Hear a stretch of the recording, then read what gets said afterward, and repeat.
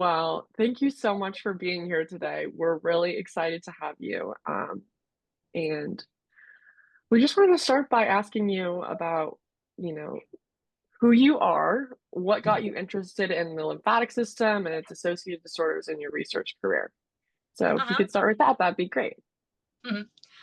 So I'm Silvia. At the moment, I'm a lecturer at City St George's University of London with a research interest in lymphatic anomalies and primary lymphedema. That's why you have invited me today.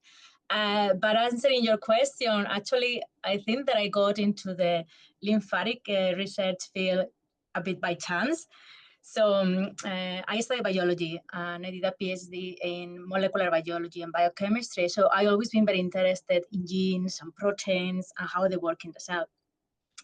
Then I moved to the UK in 2011. And when I joined my first lab that I was working as a postdoc, they were interested in a protein that was very important for the blood vessels. That funny enough, we will find out years later that is also important for the lymphatic system. So they were very interested in that protein, and then I became kind of interested also in vascular biology. And then when I finished my job there, 2 years after, I have to look for a new job. And then I was thinking, what would be my next step in my career? And as I say, it was a bit of chance because I saw this job advertisement, and then it was to join a group in City St George's, or at that time, St George's University of London, and they were interested in lymphatic anomalies. So there was a lymphatic research team, and I didn't know nothing about lymphedema or the lymphatic, so I was searching. But I thought that with my background and my skills, so I think that would be a good match for the job. And then when I look at the team, I thought that I was very interested. I was very interested in the, especially because it was a group with a lot of translational kind of interest, and I think that was what got me interest in this group and this research. Gotcha. Awesome. So how do you think that your journey in medical research shaped your current focus on primary lymphedema? So I think that it starts a bit that with my interest and my skills that I was telling you, right? So because I study or I graduated in molecular biology and I was interested, as I said, in genes and proteins. At the beginning of my career, I was what we call a basic scientist. I was doing basic research. So I was given a protein and then I need to find out everything about that. What was the function, where was it expressed in the cell, where other proteins interact with, or all these kind of basic science. And then when I moved to the lymphatic research team that I know at City St George's, then I was still interested in that aspect, right? So I was still interested in proteins and in genes and how they function in the cell. But then, it took a bit of time. It's like, now what happens when those proteins don't function properly? And how then the disease develops? What are mechanisms that are dysregulated, and how can we, and that's where my interest is, how can we actually look at those dysregulated pathways and target them in the search for treatments? Gotcha. Gotcha. That makes a lot of sense. Okay, so moving on to us understanding primary lymphedema a little better. So for those unfamiliar, can you maybe explain what primary lymphedema is and how it impacts patients? Mm-hmm. So primary lymphedema can be defined as chronic edema or chronic swelling. And is developed because this is a abnormality of the lymphatic system that can be already during development or later on, and it's called primary because it has a genetic origin. So it is a genetic mistake or a genetic fault, a mutation in DNA that causes this lymphatic system not to work properly. So the phenotype, that is how we define how or when the swelling develops, can be very variable. So can be when the person is born or can develop later in adulthood. The site of the swelling, where the swelling develops, also can be different. So we have patients that the swelling is confined, for example, to the feet, but other patients where the swelling affects more parts of the body. And also we know now that the genetic causes are also very different. But in general, when we talk about primary lymphedema or even lymphedema in general, so we know that it's associated with a lot of health issues and health problems. And for example, something that our patients suffer from is cellulitis infections, and that obviously is linked to hospital admissions. The same happens, for example, with wounds or with ulcers that can develop in our patients. Also, for example, depending on how extended the swelling is, you can think about the problems of mobility that these patients can have, the discomfort, the pain. Also, I think that we cannot also forget about psychological issues, because these patients may have also some mental problems, and we need to also to treat and to work with. Gotcha. All right. So given that, what are the current challenges in diagnosing and treating primary lymphedema? So you actually mentioned the two big challenges. So the low rate of diagnosis is a big challenge for us, because although we have discovered many genes, and we know now probably 40 plus genes that are associated with lymphedema or other lymphatic disorders, we can only give a molecular diagnosis to less than 25% of our patients. By molecular diagnosis, I mean identify what is the gene that is causing the disease in this specific patient, understanding how is what we call the inheritance pattern. So what are the probabilities of the condition to be passed on to the next generation, and be able to give them then in that way some genetic counseling, right, to help them to go through this journey. And the other big challenge, and in terms of treatment, will be that we are limited in terms of the treatment that we have for them. So there is no cure, and there is no treatment that will cure the disease. So we only can manage and treat the symptoms, and we do that, for example, with compression garments. You heard about that, with massages that help for the lymph drainage in these patients. And also, for example, we can do, in the case of the cellulitis, I think that I maybe forgot about talking about cellulitis, like being one of the health issues that are associated with the disease. So we can do a prophylactic treatment with antibiotics. But as I say, this is to treat the symptoms, and we don't have, for example, drug therapy for them. So that's a big challenge. Yes, definitely. Okay, so moving right along, we're going to look a little more specifically at your work. So your research has identified various genetic mutations associated with lymphatic disorders. Could you maybe elaborate on some of these findings and their significance? So yeah, one of the main aims of the team at City St. George's is to find the genetic cause of primary lymphedema and other lymphatic disorders. And for that, so we have a multidisciplinary team. So we have clinicians that are the ones that interact with the patient in the first time, and then we have the geneticists that they look for these genes. So how that impact the patient? So in the short term, when we are able to identify a gene that is causing the disease, we are able to give this information back to the clinicians, and they will be report back to the patients. And as I said, they will be able to talk to them through the model of inheritance of the disease, and they will be able to help about how to support them with the genetic counseling in this case. Gotcha. There's more to that, yeah. Well, so how do these genetic discoveries contribute to our understanding of the development and function of the lymphatic system? So that's actually the second part, because our research doesn't stop there, but we want to use this information to also be able to understand now, okay, once we know the gene that is causing this is actually the first step. And then we need to understand then what is the mechanism. We call the molecular and the cellular mechanism. So what is changing in our lymphatic endothelial cells that is kind of contributing to the development of the disease. And in this case, for example, what we do in our lab also, apart from performing these clinical studies with the patients, we can look, for example, at through imaging, because we have some of our colleagues that work in imaging in the patients, they can find out for a specific mutation how the lymphatic system works in this patient. So where are the abnormalities that they see?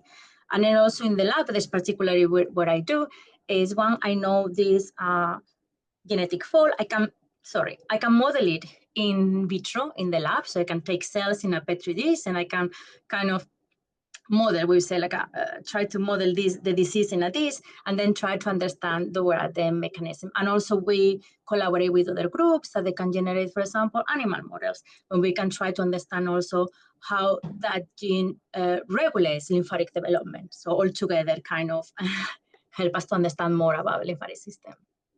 Yeah, that's awesome. Definitely going to help long term with figuring out how we can find a cure, right? So more recently, I think your research has focused more on studying the ERG gene and its role in lymphatic vessel malformations. Could you discuss the key findings and their potential implications for patient care, please? Yeah, so ERG is a transcription factor. So it's a protein that regulates other genes. So it switch off, switch on expression when it is required. And this is going to be very important, for example, during embryonic development, when we are looking at tissue or organ specification. And this is the gene that I was talking very early at the beginning. So actually I was working on this gene during my first postdoc when I came into the UK, but with a focus on the blood system and the blood vessels, because as I say, we knew for a long time that was very important for the blood circulation, but then we, in the last years actually, is when we discovered also that it's important for the lymphatic system. So we team up with different clinicians and scientists from other institutions, and the purpose was to understand much better what was the role of ERG in the lymphatic system and how these genetic mistakes that we find in the patients, they can have an impact in the functionality of this transcription factor.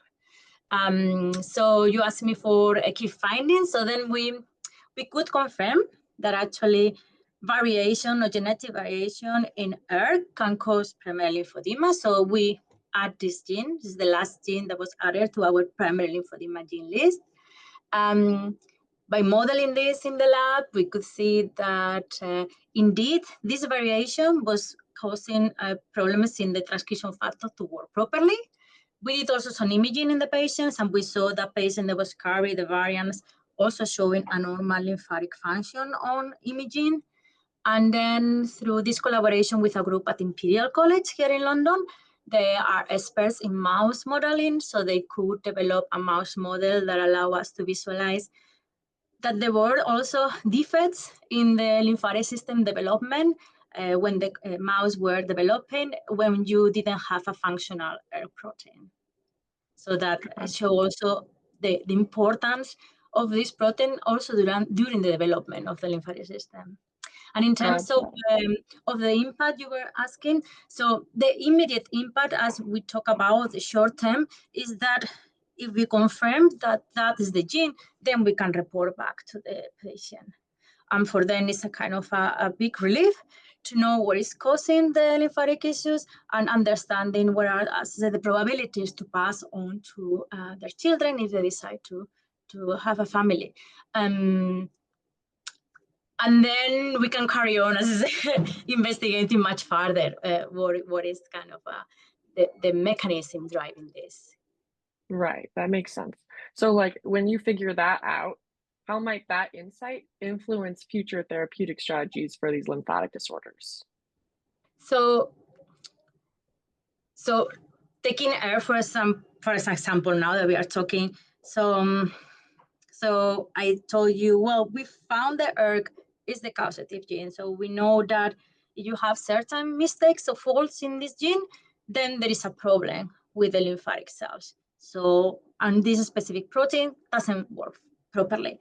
And then we go and see the patient and say, oh, look, when we image the lymphatic system, we see that it's also a problem. But then we have these two pots of information that they have a lot of questions in the middle, right?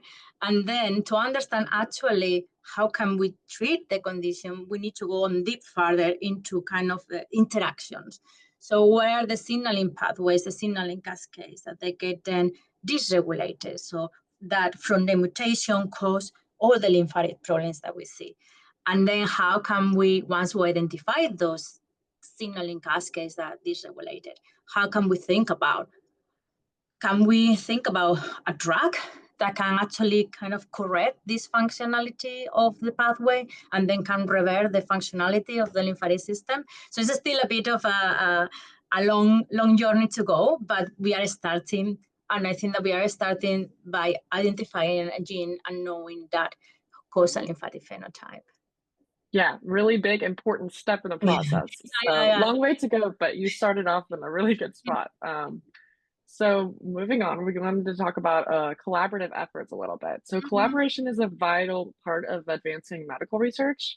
How have partnerships with other researchers or institutions enhanced your work on the lymphatic system? I've obviously heard you like reference a bunch of different ones already, so maybe you could touch on that a little bit.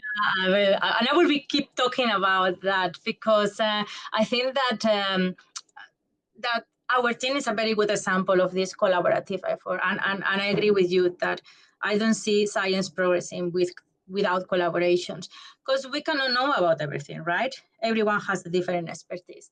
So I say about our team because, as I say, I think that we are proud of how we work together. So we have people that specialize in clinical aspects.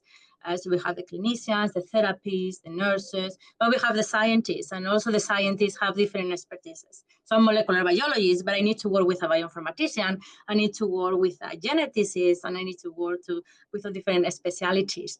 And I think that is very important because we look at the research questions from different angles, and we bring different perspectives, but all kind of try to address the big question that is how lymphedema develops and how we treat it. So that's inside our group, but also obviously you need to collaborate with other groups that have other expertise. And for example, there is a collaboration that we initiated years ago that has been very fruitful, and there's a group that works at Charité University in Berlin.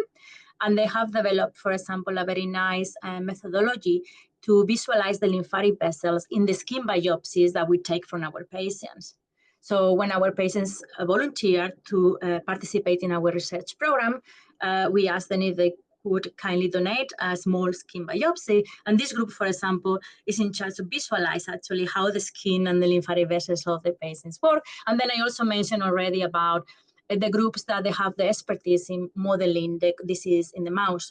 So we will also, once we identify a gene, we will also collaborate with people that have this type of expertise. Gotcha. And I've had the opportunity of interviewing a couple of your colleagues, and it seems like the patient and the research community that focuses on lymphatic malformations is very tight knit. So it's really awesome to see the sense of community that's built around that. So moving right along, are there any interdisciplinary approaches that have been particularly beneficial in your studies? So coming back a bit again about how we work in the team, I think that all the pieces are necessary to progress, right? And particularly, so in my case, so we have the clinical team, as I say, that were the ones that can categorize the patients and see what is the phenotype, the percent, the sort of lymphedema. And they combine that with the imaging that is done by our medical physicists and medical radiologists. So that knowledge and that information had allowed them to create we call it a classification algorithm. So based on the phenotype on those imaging features, they are able to subgroup the patients based on the type of lymphedema or the type of lymphatic anomaly that they present. And that has a huge impact in us finding more genes, because the kind of homogeneous the group of patients we look at, the chances are that they share a common genetic cause. And then when the gene is found, then is how that kind of have an impact in my research, because then is when I can start with the molecular studies and I can start with the mechanistic studies. And then that's why all the different disciplines have to come together, and especially in the type of pipeline that we have developed in our group. Gotcha. So definitely important, right? Yeah, yeah. So moving on to patient and community impact, we wanted to ask, how do you engage with patient communities to ensure your research aligns with their needs and experiences? So more the clinicians than the scientists are the clinicians are the ones that are in direct contact with the scientists, with the patients, but us also scientists, we are encouraged to go and visit the clinic as much as we want, to get interaction with them. So that's why they are more in contact with them. The scientists also do, and we share, right? We also have monthly meetings between clinical and the lab team, and we share these experiences. We share their concerns about the healthcare or the research that go around. So it's important to communicate with them, but it's important to share also there, as you say. Because for example, something that is very important for us is as I communicate with patient groups and with patient advocacy groups, I try to understand this is kind of a two-way relationship, right? How they help us, but how can we help them, for example? How can we, for example, have the feedback? So we tend to write pieces of information in the newsletters. We try to give presentations to these patient support groups. So we update them on the research that's going on. We share plans about the research that is coming, so they can bring us the feedback, they can give input. When we invite them to the clinic, how can we make the visit more comfortable for them? How we can make them to invest less time, because they are dedicating their volunteer time to participate in our research. For example, another piece that is very important. So when we invite them to the clinic to participate to the research, we are giving them information, patient information sheet, leaflets to understand the procedures that are gonna. So how can we do to use a language that is easy for them to understand, right? Because sometimes scientists use very technical language. So that's why I think that this communication is important. Gotcha. Yeah, definitely. So what role do patient advocacy groups like LGDA play in supporting and advancing research in lymphatic disorders? So I would say that there's a huge role, as you know.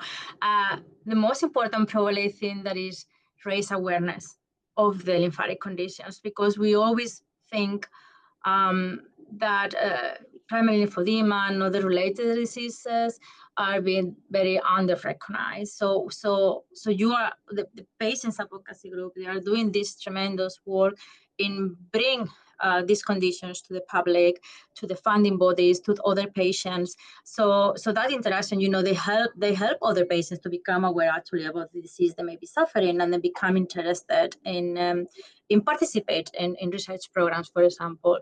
Another thing that is very important also, they raise money. There is money that supports the research, as you know, the case of me. So I'm very, very glad that happens. And so yeah, awareness, raise the money to help us get funds for the research, give us feedback. So also it's very important now, for example, and most of the funding bodies now, they support patient advocacy groups to participate in our research proposals, to have input from the patient community.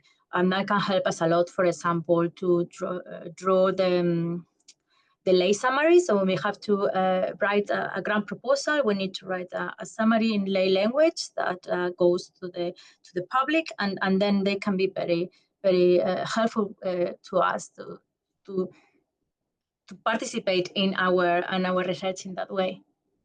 Right, right. And also they'll help translate some of this stuff for the consensus of care guidelines so that your work can be kind of put into action by doctors all over the world, which I think is super cool and I'm very excited about. So looking at future directions, I wanted to ask, what are the next steps in your research on the lymphatic system? So for my particular interest, so I'm more interested in this side of the treatment. So this challenge of how can we offer better treatments for the patients. And because of my molecular biology background and cellular background, I'm very interested in this molecular and cellular mechanism. So I want to understand